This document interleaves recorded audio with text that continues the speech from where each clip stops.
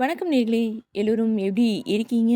மீண்டும் ஒரு அருமையான பதிவொன்றோடு நான் உங்களோடு இணைவதில் பெரும் மகிழ்வும், ஆனந்தமும். ஏதோ ஒரு அருமையான பதிவொன்று அ அ முகநூலில் ஆர்.எஸ். மனோகரன் அவர்களுடைய பக்கத்திலிருந்து இந்த பதிவு உங்களோடு பகிர்வதில் எனக்கு பெரும் மகிழ்வும், ஆனந்தமும். ஆம் நேர்களே! ஒன்றும் இல்லாத ஒன்று எல்லாமே, எல்லாமே. என்ன ஒன்றும் புரியவில்லையா? பேசும் கணங்களை விட பேசாத மௌன கணங்கள் எல்லையற்று தனது சிறகுகளை விரிக்கிறது. விரிந்து விரிந்து பிரபஞ்சம் முழுவதும் விரிந்து மௌனமே வேள்வி தீயாய் சுட்டெரிக்கும் என் வினைகளை காணும் சாட்சியாய் பார்வையாளனாய் மாறும் அக்கணங்களில் சிவத்தின் முழக்கம் எங்கோ ஒலிக்கிறது. உள்ளிருக்கும் சிவமே பேரறிவோடு கரைந்து நம்மை நாமே உணர கைப்பிடித்து அழைக்கிறது. பிரபஞ்ச நட்சத்திரங்கள் எல்லாம் நடனமாட சுத்த வெளி சூனியத்தில் நான் என்ற உணர்வு தொலைகிறது. அனந்த கோடி பிரம்மத்தின் ஜனன புத்திரன் நீ என்று ஓங்கி ஒலிக்கும் போது மெல்ல நழுவுகிறது ஓயாது வதைக்கும் எண்ணங்கள்.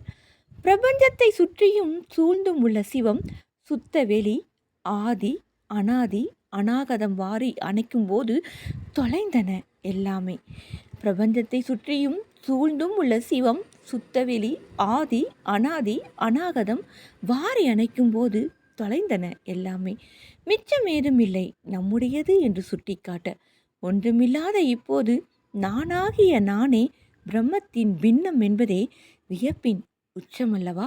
எல்லாமே தொலைந்த பின் தொலைப்பதற்கு ஏதும் இல்லை என்றான பின் உச்சக்கட்ட புரிதலும் கரைதலும் சிவமே என்றான பின் மூலத்தோடு இணைந்த கணங்கள் மட்டுமே நிஜத்தின் தரிசனங்களாக எங்கோ மீண்டும் வர முடியாத ஞான குலத்தில் மூழ்கி மூழ்கி மூழ்கி. ஆம்நேர்களே, இதிலிருந்து நீங்கள் என்ன தெரிந்து கொண்டீர்கள் என்று பாருங்கள். மீண்டும் ஒரு முறை கேட்டு பாருங்கள்.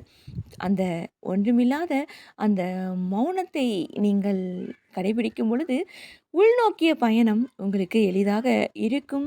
உங்களை சுற்றி ஒரு தேஜஸ், அதாவது ஞான ஒளி பிறக்கும் என்பதை சொல்லிக்கொண்டு மீண்டும் ஒரு அருமையான பதிவோடு இணையலாம். அதுவரை உங்களிடமிருந்து விடைபெறுவது நான் உங்கள் அன்பு அறிவிப்பாளர் சகோதரி இளைவேணி கிருஷ்ணா. வணக்கம் அன்பு நேய சொந்தங்களே. நன்றி நேர்களே.